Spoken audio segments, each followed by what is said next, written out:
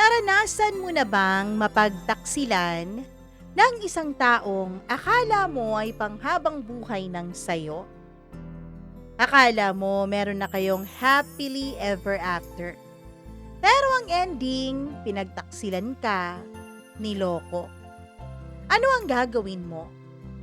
Ikaw ba ay magwawala o mananahimik? Ikaw ba ay gaganti o lalayo na lang?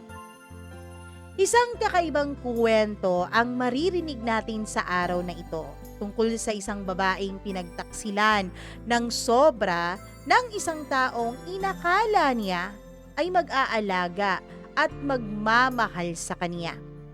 Iba ang kwentong ito sa tungkol ng mga pagtataksil na kwento na naitampok na natin dito sa ating programa. Kaya wag na nating patagalin pa, simulan na natin ang ating paboritong Dear Mama Mia.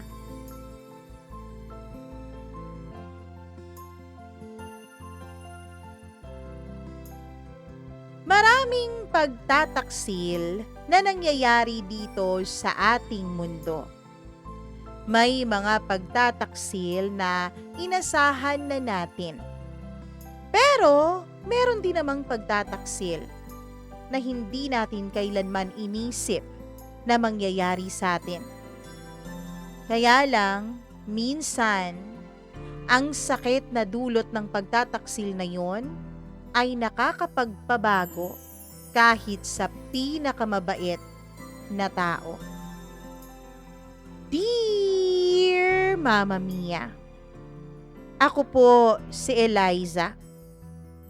Nakatira kami ng asawa kong si Adrian sa isang tahimik na subdivision sa may Antipolo. Meron kaming maayos na bahay, meron kaming second-hand na sasakyan, may konting ipon naman sa bangko, at meron na rin kaming isang anak na tawagin natin sa pangalang Caleb. 5 years old na po siya. Kung titingnan mo mula sa labas, gaya ng iilan sa iyong mga letter senders, Mama Mia, iisipin ninyong perpekto ang buhay na meron ako. Pero kung bubuksan mo ang pinto ng aming tahanan, makikita mong bumubulok na pala at unti-unti na palang inaanay ang pundasyon nito. Nagsimula ang lahat sa isang simpleng gut feel o yung tinatawag nilang women's instinct. Yung pakiramdam na parang may kakaiba sa kilos ng taong minamahal mo. Wala naman akong nakikitang ebidensya. Wala naman akong nakikita na pwede kong pagdudahan nung una. Kaya lang, Mama Mia, hindi ko talaga maipagkakaila na meron talaga akong kakaibang nararamdaman na binabaliwala ko lang. Kasi 'di ba, kapag mahal mo ang isang tao, nirerespeto mo. Kapag mahal mo ang isang tao, pinagkakatiwalaan mo. Hanggang sa dumating ang punto na kaduda-duda na nga naman talaga ang mga ikinikilos niya. May mga gabi na noon na hindi siya umuuwi ng bahay. May mga tawag na bigla-bigla na lang niyang binababa kapag malapit na ako. At may mga halik na malamig. Halik na pakiwari ko ay walang damdamin. Akala ko noong una, Mama Mia, ay guni-guni ko lang ang lahat ng yon. Akala ko noong una ay hindi totoo. Kumbaga, nabuburyo lang ako sa bahay. Naboboard sa paulit-ulit kong ginagawa.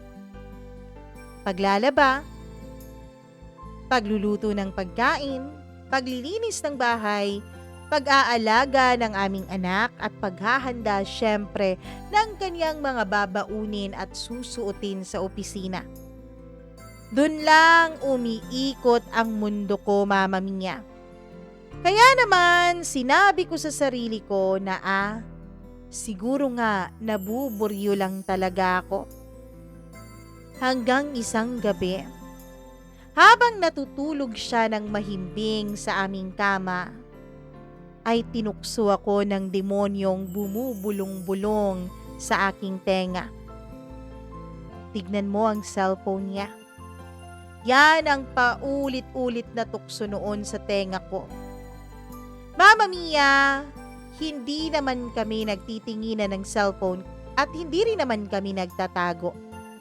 Alam namin ang passcode o password ng cellphone ng isa't isa mula nung magjowa pa lamang kami. Pero ni minsan, walang ni isa sa amin ang naglakas loob na tignan ang cellphone namin nang walang paalam. Pero kakaiba talaga ang gut feel ko. Kaya kahit alam kong mali, kahit alam kong invasion of his privacy ay ginawa ko pa rin. At doon ko nakita ang buong katotohanan. Namimiss na kita, love. Baka pwede ka namang dumaan bukas. May bagong lingerie ako para sa'yo. Tapos may emoji pa na kiss. Hindi na ako nagulat nang mabasa ko ang pangalan. Mia. Siya yung bago nilang sekretary sa opisina. Bata pa, maganda at palaban. Nakita ko na siya minsan. At sa tingin ko, Mama Mia, ay wala siyang respeto. Hindi niya ako binigyan ng respeto bilang asawa ng isa sa mga katrabaho at boss pa niya. Parang dahil hindi ako kasali sa kumpanya, ay hindi niya ako binibigyan ng pagrespeto. Isang tingin ko pa lamang sa kanya, alam ko na may gagawin siyang hindi maganda. Meron siyang palihim na balak.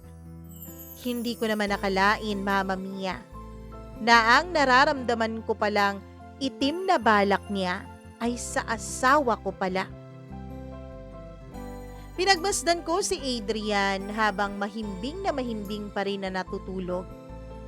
Tahimik ang kanyang mukha.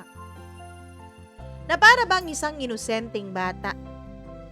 Gusto kong ipasok sa bibig niya ang cellphone at tingnan ko kung makakatulog pa ba siya.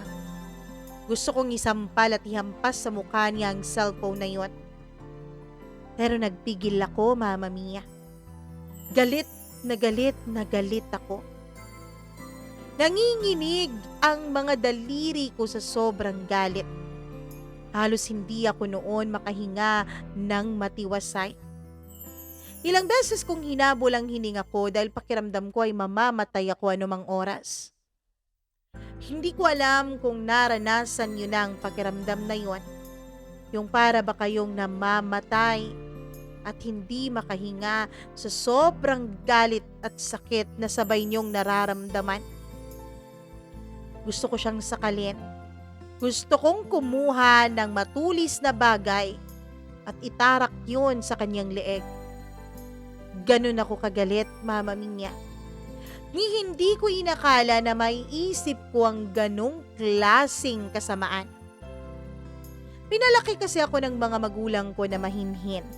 Pinalaki ako ng mga magulang ko na puno ng respeto sa kapwa. Kailanman ay hindi ako naggalit ng todo to the point na gusto ko nang manaksak. Walang ganon. Ngayon pa lang. Pero hindi ko ginawa yun. Hindi naman kasi ako ganun eh. Hindi ako ganung uri ng tao at hindi ako ganung uri ng babae. Hindi ko siya iiwan, sabi ko sa isip ko. Dahil ang totoo, Mama Mia, hindi ko alam kung kakayanin ko pa ba na mawawala si Adrian sa buhay ko. Hindi ako katulad ng ibang babae na basta-basta na lang umaalis. Hindi ako katulad ng ibang babae na basta-basta na lang sumusuko. Hindi ko isusuko ang pamilyang binuo ko. Pinaghirapan ko to. Pinagsilbihan, pinagsakripisyuhan. Kaya napakaswerte naman ni Mia kung basta-basta ko na lang bibitawan ng asawa ko. Asawa ko, legal. Kaya nararapat lang na sa akin mabubulok si Adrian. Mama Mia, hinisip ko noon kung kaya ko ba. Well, ganito siguro talaga ang mga sakripisyo ng isang asawa.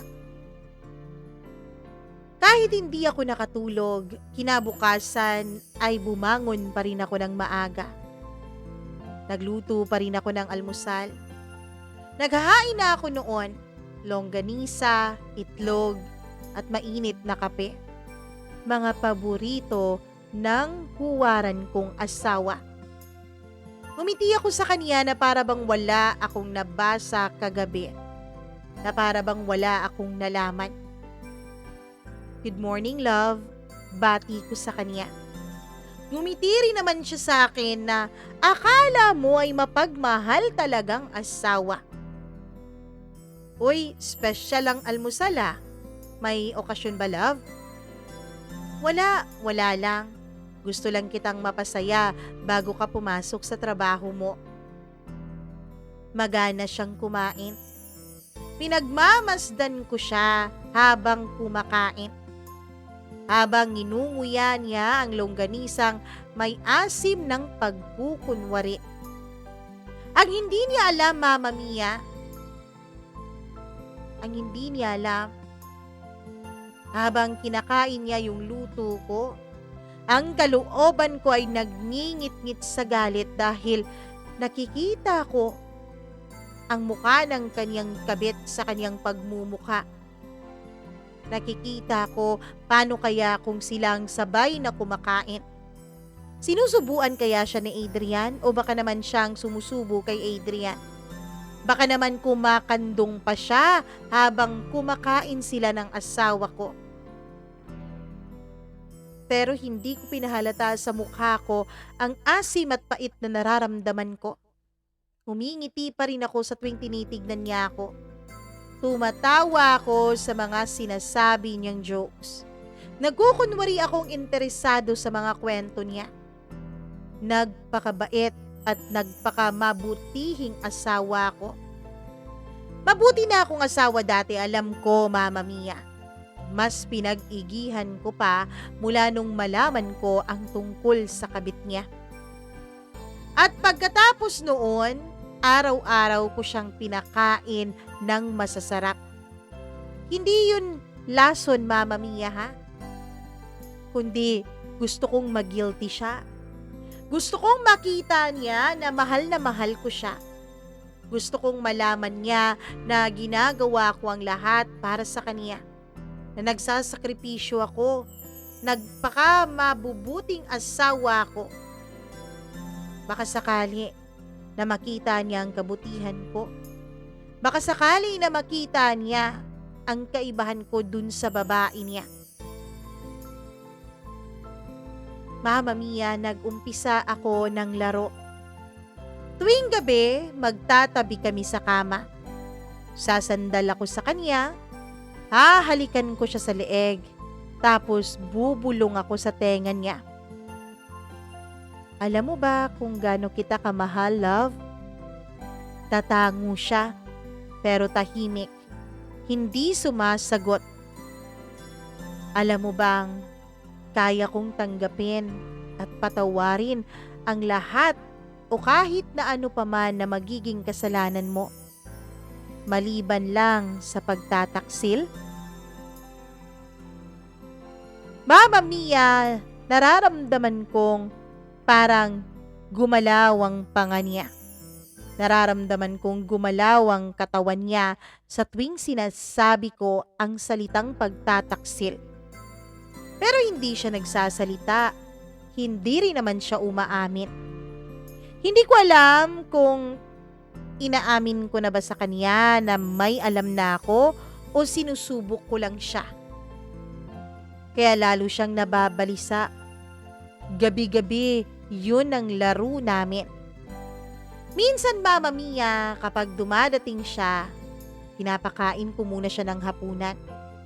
Ramdam ko na nabubusog na siya dun sa kabit niya dahil konti na lang ang nakakain niya. Hindi naman sa pagmamagaling pero magaling talaga akong magluto. Nag-aral po ako ng culinary. Kaya alam ko kung paano lutuin ang mga paborito niya. At Mama Mia, dati ko pa namang niluluto ang mga yon para sa kanya. Pero tuwing gabi, parang napipilitan lang siyang kainin ng mga luto ko. Pakiramdam ko ay dahil galing na siya sa dinner ng kaniyang kabit. Pero hindi ko siya pinapakawalan. Pinapakain ko pa rin siya. Minsan, sinasabi na niya sa akin na kumain na raw siya dun sa opisina, lalo na kapag may overtime daw siya. Pero kunwari ay nagtatampo ako. Pinagluto ka pa naman kita, love, tapos di mo kakainin. Kaya ayon, napipilitan siyang kainin. Manaba siya. Yun ang parusa niya. Isa lang sa mga parusa niya. Hanggang sa dumating ang isa kong kaibigan na itago natin sa pangalang Baron. Isang childhood friend. Gwapo, may dating, at single na single. Nagkayayaan kaming magkita ulit. Sa harap ni Adrian ay nagkakwentuhan kaming dalawa ni Baron. Tawa ko ng tawa sa mga kwento niya. Hindi naman dahil sa pinipilit ko. Well, partly yes, pinipilit ko talaga. Pero nakakatawa din naman talaga itong kaibigan ko na to. Kumukurot-kurot pa ako sa braso ni Baron na kunwari ay tawang-tawa talaga. Ramdam ko ang paghigpit ng hawak ni Adrian sa baso ng alak. Kita ko ang paggalaw ng panga niya. Nakita ko ang sulyap niya na punong-puno ng selos pero hindi siya nagsasalita. Alam ko, Mama Mia, alam ko na kahit hindi niya ako mahal, ang tingin niya sa akin ay pagmamay-ari niya. Ang tingin niya sa akin ay property niya na hindi pwedeng kuhanin ng iba mula sa kanya. Pag-uwi ni Baron ay nilapitan ako ni Adrian. Bakit mo ginagawa yun? Ano? Anong ginagawa ko? Patay mali siya kung sagot. Yun, yung pagkurot-kurot mo sa braso niya, yung pagsimpleng paghawak mo at tawa sa mga jokes niya kahit hindi naman nakakatawa. Ngumiti ako. Anong hindi? Nakakatawa kaya? Huwag mo nang gagawin ulit yon, sabi niya. Bakit? Ano bang mali sa ginagawa ko? Ginagawa ko lang naman yung ginagawa mo sa mga kaopisina mo. Dun sa bago niyong sekretarya?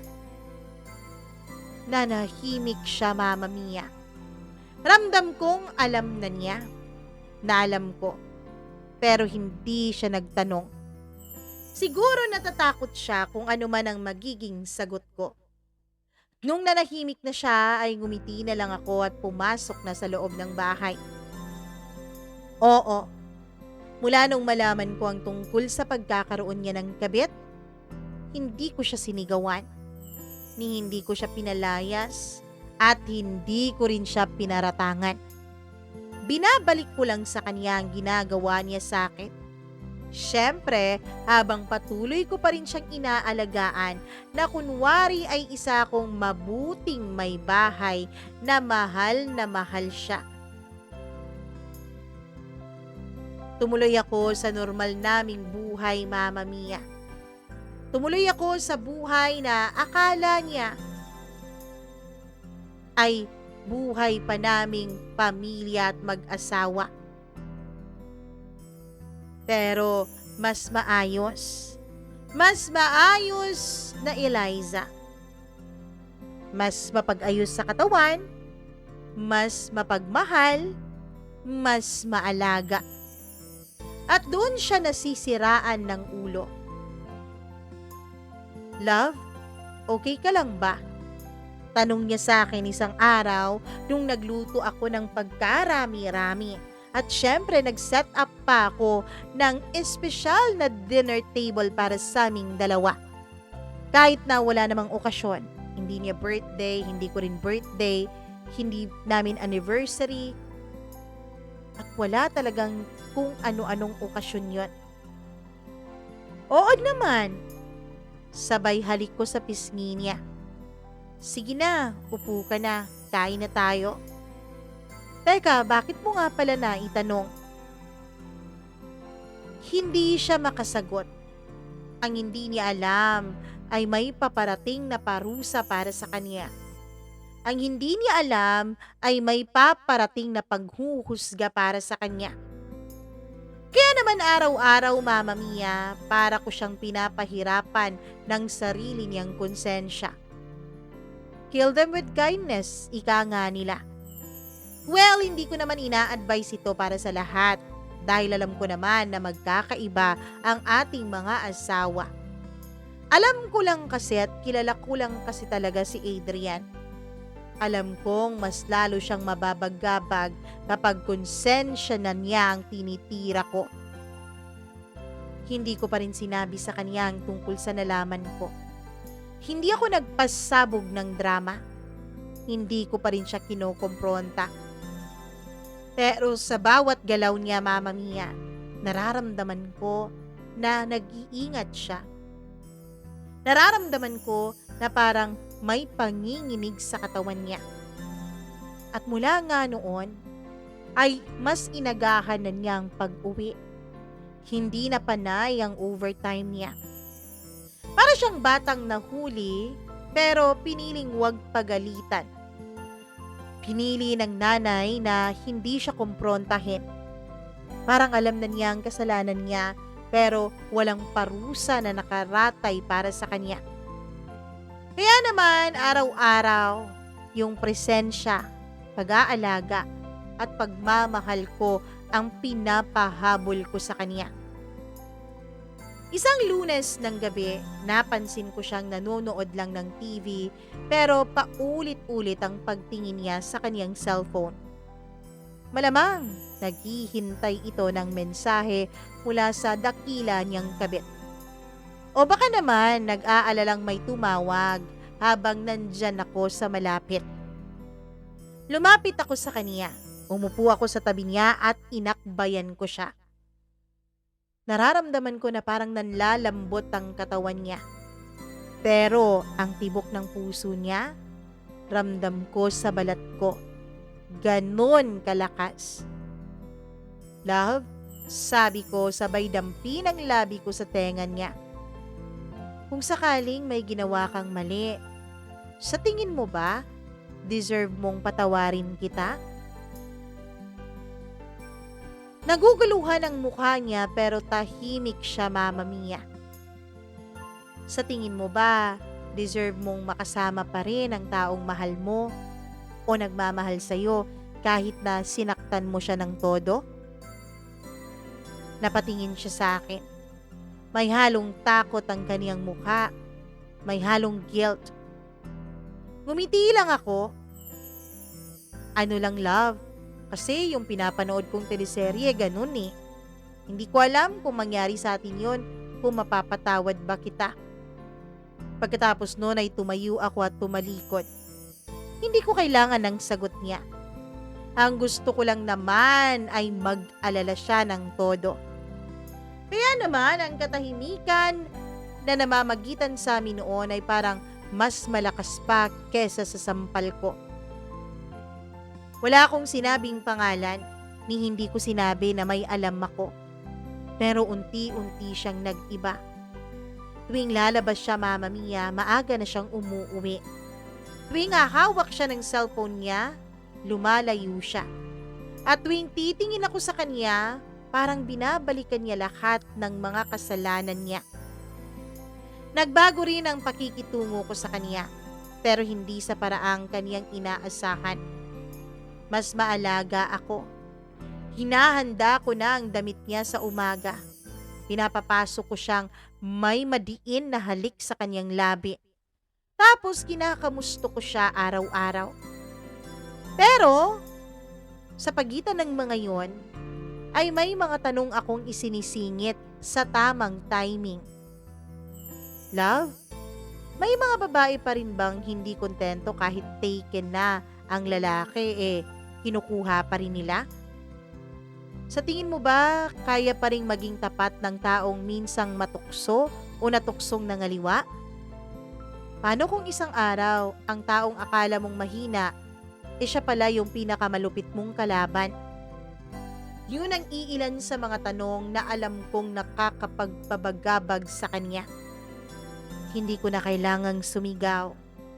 Boses ko lang na malumanay ay sapat na para kumiskis ang konsensya niya hanggang sa kanyang laman at buto. Isang araw habang naliligo siya ay may dumating na text. Mula kanino pa ba? Kundi sa maharot na si Mia. Miss na kita, love. Kahit isang gabi lang ulit. Sabi nito. At love pa rin talaga ang tawagan nila, ha? Talagang na-pattern sa tawagan naming dalawa? Hawak ko noon ang cellphone niya. Ang sarap-sarap iba to. Pero pinigilan ko ang sarili ko. Hindi ko binurar yun. Nilagyan ko ng mark as unread. Tapos hindi ko nireplyan. Binalik ko lang ang cellphone niya sa ibabaw ng lamesa.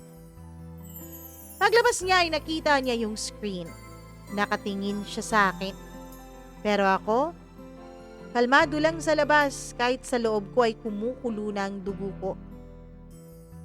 Ay, tumunog pala yan kanina, love. Feeling ko may nag-text sa'yo. Check mo nga. Yun lang ang sabi ko. Nakita kong kahit kagagaling pa lang niya sa loob ng banyo ay pawisan na ang sentido niya. Kahit na kagagaling pa lang niyang maligo at may aircon naman sa loob ng kwarto. Hindi ko ulit kailangang sumigaw at magwala. Hindi ko kailangang sabihin sa kanya kung ano ang tama at hindi niya tamang gawin. Ang pinakamasakit palang ganti ay yung alam niyang alam mo pero hindi mo pa rin siya nilalayuan at hindi mo siya kinukumpronta. Minsan bumisita ako sa opisina niya nang hindi niya alam. Sorpresa! Dumaan lang ako, may dalang lunch para sa kanya. Pagpasok ko ay saktong lumabas si Mia sa conference room. Napatigil siya nang makita ako. Hi, Ma'am Eliza, sabi niya at ngiting-ngiti siya sa akin. Naakala mo'y sinasabi sa akin na hindi mo alam, kinakalantari ko ang asawa mo. Ngumiti rin ako kahit ang gusto ko ay sabunutan na siya right there and then. Hello Mia, ang ganda mo ngayon ah. Bagong lipstick? Nagtaka siya. Oo ma'am, paborito ni Adrian? Putol ko sa sambit niya. Oo, alam ko. Tumahimik siya, Mama Mia. Parang nanginginig na siya sa takot sa kung ano ang pwede kong gawin sa kanya. Kaya lang, gaya ng lagi kong ginagawa, ay nginitian ko lang siya na parang isa kong kaibigan. Hindi ko na siya pinasagot at tumalikod na ako at saka pumasok sa loob ng opisina ng asawa ko. Love, I'm here! Surprise! Halatang pagkabigla sa mukha ng asawa ko. Nawalan halos ng kulay ang buong mukha niya. At lalo siyang nanlumo nang hawakan ko ang kamay niya sabay sabing, dinalhan kita ng paborito mo, yung may extra spicy sauce, para maiba naman sa lasang nakakasawa. Alam niyang alam ko at yun ang pinaka nakakapagpabagabag sa loob niya. 3 buwan na ang lumipas simula nung malaman ko ang tungkol sa affair nila ni Mia. Pero ang lahat ng bagay sa bahay namin, lahat yun pinapaalala sa kanya ang kasalanan niya. Nag-birthday siya, may letter ako, pero laging may tanong. Kung ako pa rin ba ang pipiliin mo kung wala na siya? Tuwing may family dinner ay pinupuri ko siya sa harap ng anak namin. Alam mo anak, ang galing-galing ng daddy mo. Napakagaling niyang magtago ng sikreto. Tuwing gabi habang yakap ko siya ay binubulungan ko pa rin siya. Hindi lahat ng kasalanan kailangang parusahan ng kulungan. Minsan may mga bagay talaga na mas maiging parusa yung hindi siya makalabas sa sitwasyon niya. At yun ang ginawa ko. Hindi ko siya iniwanan pero hindi ko rin siya pinalaya. Sabi nila, ang tunay na pag-ibig ay marunong raw magpatawad at marunong din itong manahimik kapag kinakailangan. Pero ang hindi nila sinabi ay kung gaano kasakit magmahal kapag wala ka ng tiwala. Kung gaano kabigat ang mga araw na pinipilit kong ngumiti kahit ang totoo, parang sinasaksak ang dibdib ko. Lalo na tuwing tinitignan ko ang taong minsan kong sinamba. Pero ngayon, lihim ng iniiyakan ng loob ko. Kahit masakit, kahit mahirap, araw-araw kong pinipiling bumangon. Pinipili kong magluto, mag-asikaso ng anak namin, tumawa sa mga mabababaw na jokes ng asawa ko. Pero gabi-gabi, nakatingin ako sa kisame habang nakatalikod siya sa akin. At doon ko siya pinapatay, paunti-unti, gamit ang sarili niyang kasalanan. Ang pinakamasakit, Mama Mia, sa lahat ay hindi yung pagtataksil mismo. Ang pinakamasakit ay ang umarte sa harap ng anak mong iniidolo ang tatay niya. Daddy, ikaw po ang pinaka-the best sa lahat, sabi ni Caleb minsan habang kumakain kami. Halos mabilaukan ako noon habang tumitingin ako kay Adrian. Nakangiti siya. Pero halata ko sa mga mata niya na para bang may mga luhang gustong kumawala. Talaga anak, sagot niya. Pilit binubuo ang tono.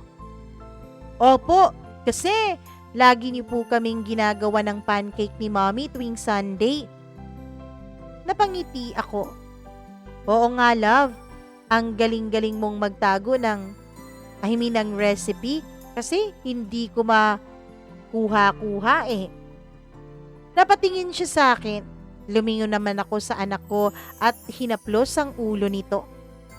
Walang kamalay-malay si Caleb na nakaupo siya sa gitna ng isang bangkay na relasyon. Ang akala niyang mga magulang na nagmamahalan, wala siyang kaalam-alam na inaanay na pala ang pagsasama. Isang gabi, gaya ng dati ay susubukan niyang maging malapit sa akin. Love, pwede bang? Sabi niya sabay kalabit sa akin. Mahina niyang bulong yun habang nakayakap sa akin at pinapagalaw ang kaniyang mga kamay sa mga pribadong parte ng katawan ko. Umiling ako. Pagod ako, sabi ko. Anong nangyari? Bakit ka napagod ng husto? Wala. Siguro pag ikaw na ulit ang iniisip ko bago matulog. Siguro sa mga pagkakataon na yon, pagbibigyan na kita. Tapos noon ay tumalikod ako sa kanya. Narinig kong bumuntong hininga siya at nararamdaman kong habang ako'y pinipili niyang yakapin, ay pinipili naman ang konsensya niyang kumuwala. Minsan, habang nagkakapi kaming dalawa sa terrace, ay binasag ko ang katahimikan namin. Dun ko na pinili na aminin sa kanya ang lahat. Alam ko, Adrian, sabi ko. Napalingon siya ng bigla sa akin. Ha? Alam ko na. Matagal na. Ilang buwan na. Yung tungkol sa inyong dalawa ni Mia. Wala siyang nasabi. Para siyang tuyo na tinapakan. Wala nang tinig. Wala nang laban. Bakit hindi mo ako iniwan? Tanong niya matapos ang matagal naming katahimikan. Ngumiti ako. Bakit kita iiwan? Asawa kita. Bakit kita iiwan? Ako ang lahat na may karapatan sa'yo. At isa pa, mas masarap makita kang dahan-dahang kinakain ng sarili mong konsensya kesa iwan kitang malaya at magkaroon ka pa ng rason para lumigaya. Nakatingin lang siya sa akin, Mama Mia. Punong-puno ng pagtataka. Punong-puno ng pang-aarok na para bang inaalam niya kung ako pa ba ang Elizang nakilala niya. Nagpatuloy ang mga buwan, parang normal ulit, pero hindi na totoo. Pinagsisilbihan ko pa rin siya. Pinagluluto, inaayos ang kwelyo ng polo niya tuwing umaga, ginugupitan ng kaniyang kuko, hinahaplos ang buhok habang natutulog. Pero sa bawat ngiting binibigay ko sa kanya, may kasamang panghahamak na. Alam mo, love, sabi ko sa kanya isang gabi, kaya kong patawarin lahat ng mga kasalanan mo. Napatingin siya sa akin, punong-puno ng pag-asa ang mga mata niya. Pero hindi ko kailanman malilimutan kung paano mo ako ginawang basura habang buo pa ako. Natahimik siya, Mama Mia. Tinitigan ko ang mga mata niya pero hindi niya magawang tumitig sa mga mata ko. Pagkatapos noon ay ngumiti ako tapos, sige, matulog na tayo. Parang dual personality na ako nung mga panahon na yon. Isang araw, tumawag ulit yung kabit niya. Hindi ko siya kinausap, pero pinabasa ko kay Adrian ng text. Okay ka na ba? Pwede na ba tayong mag-usap? Nilapitan ko siya. Baka gusto mong sagutin to para matapos na ang lahat? Sabi ko sa kanya. Umiling siya. Wala na kaming dalawa. Tapos na kami. Talaga? Well, alam ko. Sabi ko. Meron yung kami natin. Tapos na rin yun, Adrian. Ang natitira na lang yung konsensyang kasama mo habang buhay. Ang natitira na lang yung sinasabi mo sa sarili mo na buo pa tayo, na mag-asawa pa tayo. Mama Mia, dahil doon ay tuluyang nagbago ng sobra si Adrian. Lagi na siyang maagang umuuwi. Laging may dala pang regalo at mga pasalubong. Laging may effort na animoy nanliligaw ulit. Laging may sorry sa kanyang mga mata. Pero ang totoo, huli na ang lahat, Mama Mia. Hindi niya alam kung pinapatawad ko siya o pinaglalaruan ko na lang siya. At yun ang pinaka-tormenting sa lahat ng bagay. Hindi niya alam kung kailan siya ligtas. Hindi niya alam kung kailan ko sasabihin sa mga tao ang lahat ng nalalaman ko. Si Adrian pa, sa harap ng maraming tao, mabuti at mabait na lalaki. Tuwing gabi habang nakahiga kami ni Adrian sa kama ay may kakaibang lamig sa pagitan naming dalawang mag-asawa. Hindi yun dahil sa aircon, hindi dahil sa panahon, kundi dahil sa bangin na unti-unti kong hinuhukay sa pagitan namin. Naghihintay siya ng init pero ang binibigay ko lang sa kanya ay ang presensya ko. Hindi ko siya tinatalikuran pero hindi ko rin siya nilalapitan. Nasa gitna ako ng pagiging asawa, pagiging multo at pagiging katulong niya. Nasa iisang kwarto kami. Kwarto na alam kong punong-puno ng alaala.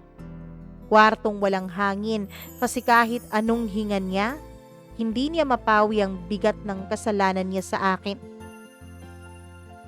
Minsan, umuwi siya galing opisina. May dalang supot. Hi love, pasalubong ko sa'yo. Ito yung cookies na paboritong-paborito mo. Ngumiti ako. Tiningnan ko to at binuksan. Pagkakain ko ng isa ay tumingin ako sa kanya at malumanay kong sinabi, masarap, pero hindi kasing tamis ng mga halik na hindi ko natanggap nung may iba kang kinakalantari, yung may iba kang pinupuntahan, yung may iba kang sinisipingan. Hindi siya kumibo. Hindi ako galit sa tono ko, pero para na rin akong sumigaw sa mga sinabi ko. Mama Mia, napakahirap kalaban ng konsensya. Ang konsensya kasi kapag pinakain mo araw-araw ay lalong lumalaki, bumibigat, at habang siya ang nagdadala, pakiramdam ko, ako naman ang unti-unting gumagaan. Minsan, tinanong ni Caleb ang tatay niya, Daddy, sinong love mo? Si Mommy o yung nasa picture ng phone mo dati? Nalaglag ang kutsara ni Adrian. Biglang nanigas ang buong katawan niya. Pinagpapawisan siya ng husto kahit na malamig naman nung mga panahon na yon at naka-electric fan pa talaga kami. Tumingin siya sa akin. Nakita ko sa peripheral view ko. At ako naman ay nakatingin sa anak naming walang kamalay-malay sa kanyang naging tanong sa ama niya. Anak, sabi ko, si daddy mo kasi masyadong mapagmahal. Napakarami niyang love sa katawan niya. Sobra-sobra pa nga kaya sumobra din ang mga minahal niya. Pagkatapos noon ay tsaka ako tumingin kay Adrian. Diretso sa mga mata niya. Nakipagtitigan ako sa kanya at nakipagtigasan. Pero, minsan, kahit alam mo na sobrang-sobra ang pagmamahal mo kaya sinishare mo sa iba, alam mo anak, yun pa ang magiging dahilan para mapadpad ka sa impyerno, lalong-lalo na kung yun talaga ang pinili mong daan, ang daan na maraming minamahal. Mami, mali po ba na magmahal ng marami? Inosenteng tanong pa rin ng anak ko. Well, hindi naman anak. Pwede mo namang mahalin ng mami at daddy. Tapos yung mga friends mo. Tapos yung mga lolo't lola mo. Tapos yung mga tita at tito mo. Maraming tao yun, 'di ba? Hindi naman bad na mahalin mo sila. Ang mali, yung may mahal kang mommy, which is ako, tapos maghahanap ka ng iba pang mommy na mamahalin. Yun ang mali kapag dalawa na kaming mommy mo. Naku mami, ayoko po ng ibang mami, ikaw lang po. Tsaka ayoko rin ng ibang daddy, si daddy lang po. Sagot ng anak ko. Nakakatuwa ang anak ko, napaka-inosente. Hindi niya alam, Mama Mia, na ginagamit ko na ang tanong niya para paringgan at durugin ang ama niya. Nahimik lamang si Adrian nung mga panahon na yon. Parang unti-unti siyang natutunaw sa kinauupuan niya. O sige anak, kumain ka na. Basta, walang ibang mami ha, ako lang ha. Sagot ko at tumango naman ang anak ko tsaka maganang kumain ulit.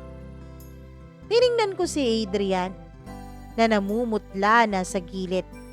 Ngumiti ako sa kanya ng pagkatamis-tamis. Pagkatapos nun ay tumayo na ako at kinuha ako ng pinggan ko. Pinalipas ko ang buong araw na yon na wala akong sinasabi o binabanggit lamang kay Adrian. Alam mo, Mama Mia, hindi ko akalain na ma-enjoy ko pala ang mga ganitong eksena. Yung nakikita akong nahihirapan siya. Yung nakikita akong nakokonsensya siya at unti-unting natutupok ang buong pagkatao niya. Minsan, bumili ako ng bagong salamin para sa kwarto naming mag-asawa. Malaking-malaking salamin yon. Yung kita ang buong kama. Kulang na lang ng konting laki ay masasabi mong nasa loob na kami ng motel. Tuwing umaga habang nagbibihis siya, kitang-kita niya ang sarili niya. Kitang-kita niya rin ako na nandoon sa sulok. Tahimik pero laging nandoon.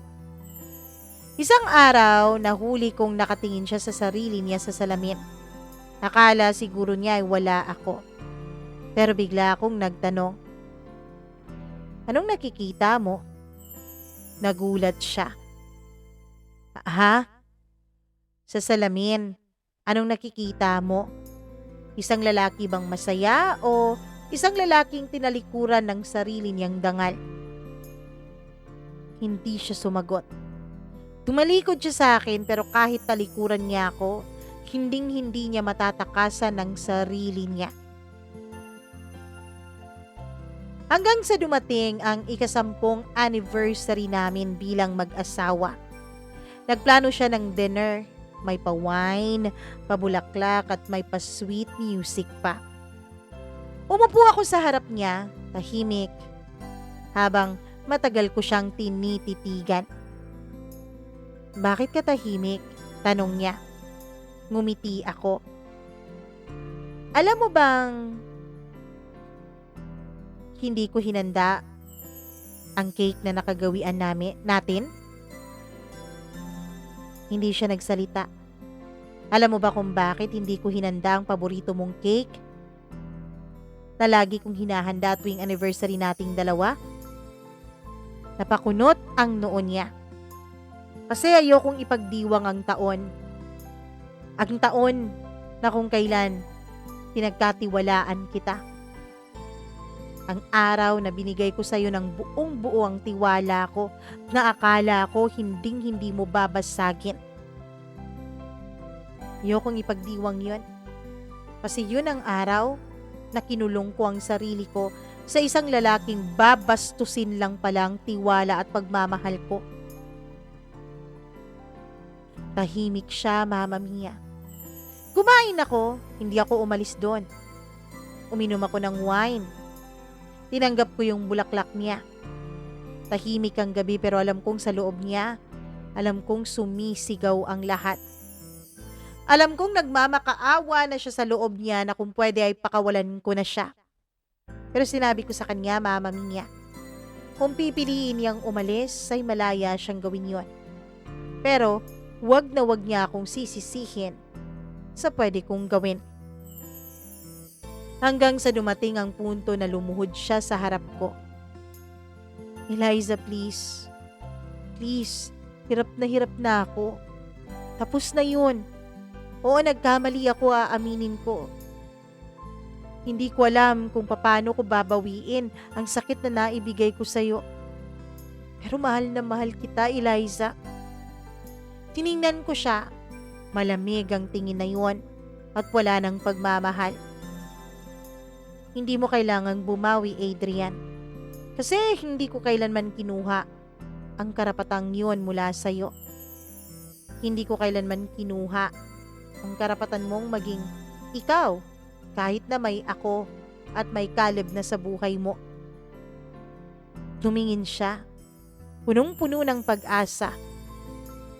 Pero nung unti-unti na siyang ngumingiti ay dinugtungan ko ang mga sinabi ko. Gaya ng sinabi ko dati, pinatawad na kita, pero hindi kita pinapalaya. At habang nandito ka sa piling ko, araw-araw mong dadalhin ang bigat ng pagkatao mong nilustay mo. Araw-araw mong makikita at mararamdaman ang bigat ng ginawa mong kasalanan sa akin. Siguro nga halimaw ako sa tingin mo, Adrian. Pero hindi ako basta-bastang nagbibigay ng second chance. Lalo na't sinira mo kahit ang gahibla ng pagkatao ko. Isang gabi, lasing na umuwi si Adrian, Mama Mia. Umupo siya sa gilid ng kama. "Eliza, alam kong isa akong halimaw. Minahal mo ako ng totoo pero nagpalamon ako sa tukso. Hindi ko alam kung bakit ako nagloko. Siguro Siguro hinanap ko yung may kakaibang thrill, yung ibang init. Siguro na bored ako sa pagsasama natin. Tumingin ako sa kanya. Wow ha, sa tingin mo ba hindi ako na bored? Buti ka pa nga eh. Nagtatrabaho, may team building, may Christmas party ng kumpanya, may team outing. Samantalang ako, mula sa pagsikat hanggang sa paglubog ng araw, paulit-ulit ang ginagawa ko dito sa loob ng sulok ng bahay natin.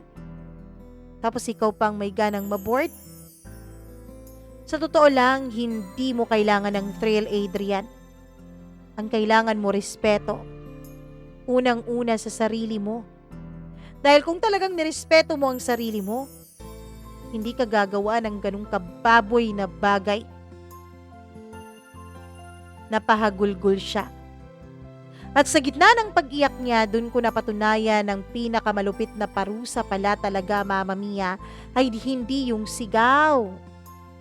Hindi yung pagwawala.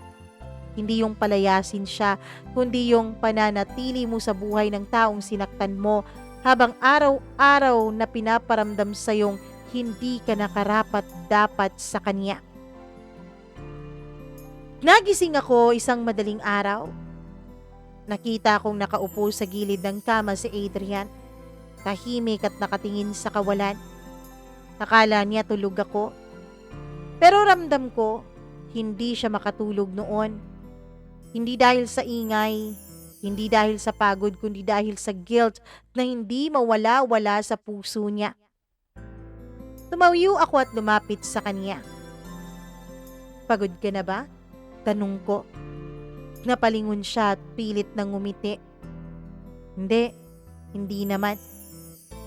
Ngumiti rin ako. Baka naman, konsensya mo lang yan. Nakakadrain ka din ano? Wala siyang naisagot dun sa tanong ko. Huminga siya ng malalim at sa sandaling yon alam kong kahit gumising siyang pagod, mas pipiliin niya yon kaysa sa mawala ako. Ang multo ng mga kasalanan niya. Pinili ko siyang samahan pero hindi ko na muling kayang mahalin ang taong nanira sa akin. Akala ko nung una, Mama Mia, na kaya ako siya sinasamahan dahil mahal ko pa siya. Pero sa bawat araw pala na lumipas simula nung nalaman ko ang tungkol sa pagtataksil niya, ay unti-unti din palang lumalamlam ang pagmamahal ko hanggang sa nawala na ito. Doon ko napatunayang hindi pala ako martir. Isa lang pala akong babaeng marunong maglaro ng mahaba para lang makaganti sa taong nanakit sa kanya. Alam kong habang hindi ko sinasabi ng direkta ang lahat ng sakit, mas tumitindi ang epekto.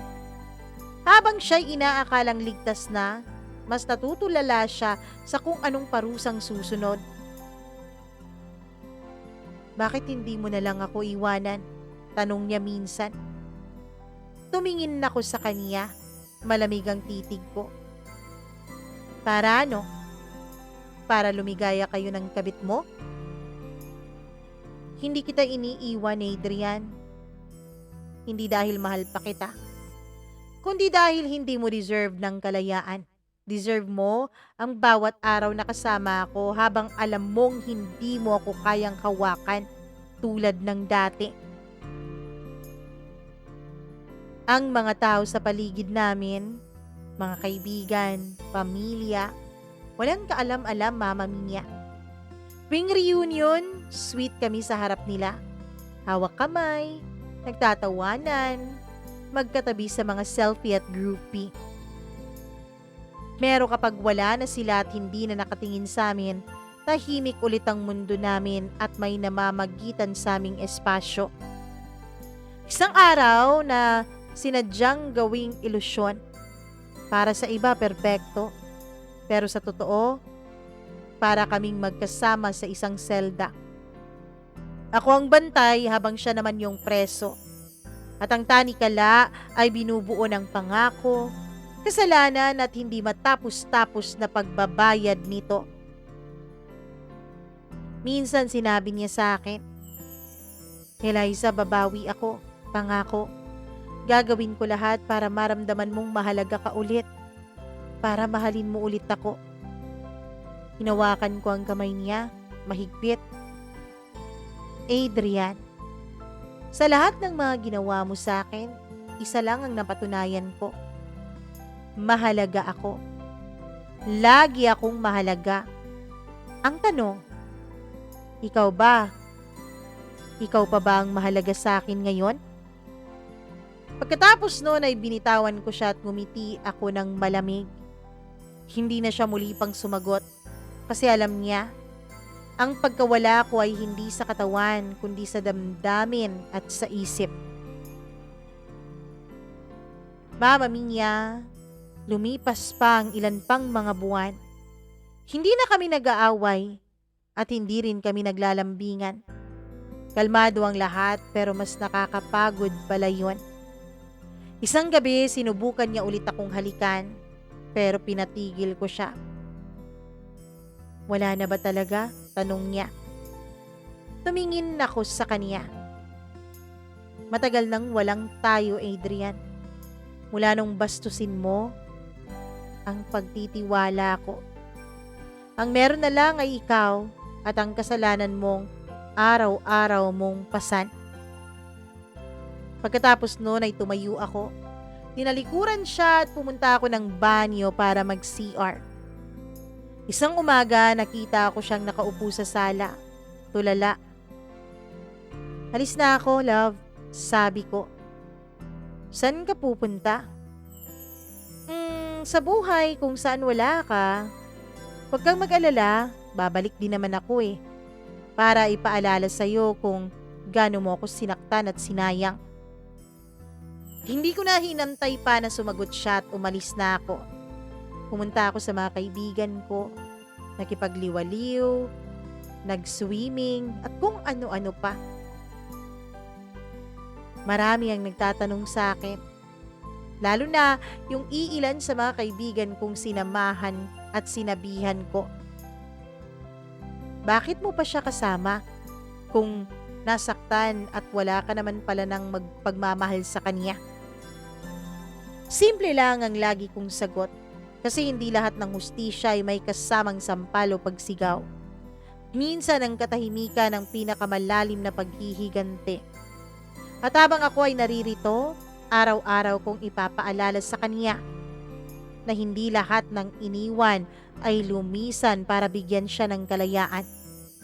Yung iba nananatili, pero mas mapapanood mo kung paano mo gagawing bulok ang sarili mo dahil sa ginawa mong kasalanan sa kanya.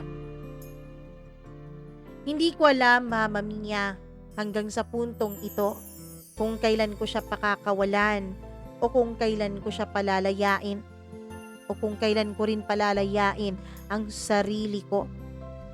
Pero sa ngayon, sapat na sa akin na maramdaman niyang siya na ang pinakamasayang lalaki sa paningin ng mundo. Pero sa loob, siya rin ang pinakawasak na lalaki. Ang asawa kong minsan ay pinili ang iba. Minsan ay nakipagsiping at nakipaglaro ng apoy sa ibabaw ng kama ng iba. Ngayon ay pinili ko pa ring manatili sa tabi niya. At bawat araw ay pinapaalala ko sa kanya ang lahat ng nawala sa kanya simula nung lukuhin niya ako. At lagi kong pinapaalala sa kanya na hinding-hindi na yon magbabalik pa. Mama Mia, alam ko, hindi ako santa.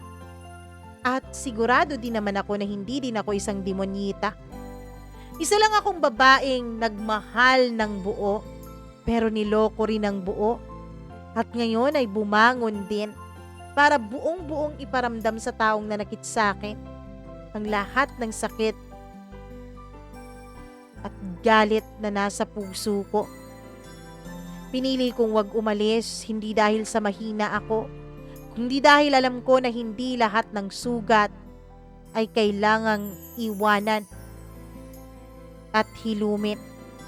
May mga sugat na kailangang harapin kasama ang taong gumawa nito sa'yo. At habang buhay kaming magkasama, habang bawat araw ay patuloy siyang nagsisisi, dun lang ako magiging tahimik. Sa tuwing nakikita akong nasasaktan siya, hinahabol ng kanyang konsensya, dun ako lumiligaya. Feeling ko, binibitay siya ng sarili niyang guilt. At ako yung lubid na unti-unting bumibitay sa kanya patiwarik. Hindi ko alam kung maiintindihan niyo ang mga ginawa ko. Hindi ko rin naman iniisip kung anong sasabihin niyo, Mama Mia. Ang sa akin lang ngayon ay i-share itong aking karanasan. Nagbabaka sakali na kahit isa may matulungan ako sa mga naging karanasan ko. Maraming salamat po ulit at lubos na gumagalang, Eliza.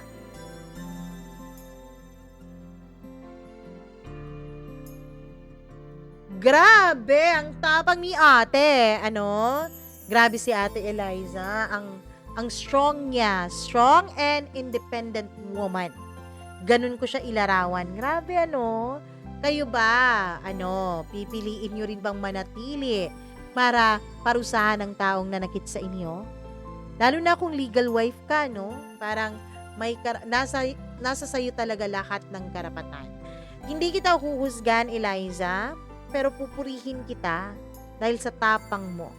At totoo nga ang sinasabi nila na minsan nakala mo mahal mo pa yung isang tao, pero sa totoo lang, yung sakit, yung galit, nakakawala din yun ng pagmamahal. At tama din yung sinabi niya.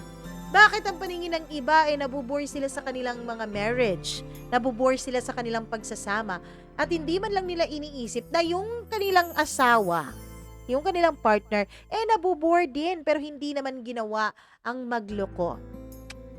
Nako naman, grabing kwento ito. Hindi ko aakalain na makakabasa ako ng ganitong klaseng kwento. Kayo ba, kung legal wife kayo, pipiliin niyo ba ang ginawa ni Eliza na walang lalaya sa relasyong ito? Walang sayo, Mia, akin lang ang asawa ko, ganun? Pipiliin niyo bang ipaglaban ang pagiging legal wife niyo?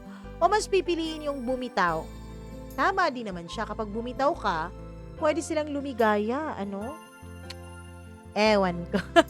Anyways, kung ano man ang opinion ninyo, nako, paki-comment dyan sa baba ng inyong mga opinion at syempre mga kuro-kuro at syempre kung ano rin ang gagawin nyo kung kayo ang nasa sitwasyon ni Eliza. At wag niyong kakalimutan na i-like at i-share ang video na to. Pagkatapos, siguraduhin na subscriber na kayo dito sa ating channel. Sana naman mag-subscribe na kayo, diba? At kapag nakapag-subscribe na kayo, i-click nyo na yung notification bell para lagi po kayong na-update sa tuwing meron po tayong bagong upload. At kung gusto nyong magpa-member dito sa ating program, ay pwede yan. Click nyo lang yung join sa baba at ipapakita na sa inyo kung paano kayo magpapa-member dito sa ating channel. At speaking of members, hello ako sa lahat ng ating mga members. Maraming salamat sa inyong pagpapa-member dito sa ating program. As of now, as of recording this video, today is July 21. Oo, kahit na alam kong August 4 pa ito maa-upload. Hello ako kay Maureen Tugab, Angeline Puaso, G. Antorio, Gimaras Girl, and Easy Gale. Ang ating mga members, maraming salamat. At sa inyo pong muli, nako, hello din ako sa mga laging nagko-comment sa atin. Nako naman, grabe ito, no? O, hahanapin ko muna ang ang lahat ng mga nagko-comment sa atin. Hello ako kay Eileen Del Rosario, maraming salamat. Listening from Paris with love. Kay Rosita Benavides from Mauban, Quezon. Hello rin ako kay Pichi Tadlan, maraming salamat. Virgil Lopez, Clarinel Miguel.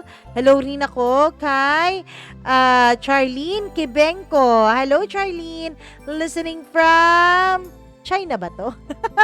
Sorry, flag lang eh. Sorry na, hindi ako sa flags. Ay din ako kay Roslyn Caraballo, Lina Ladeza.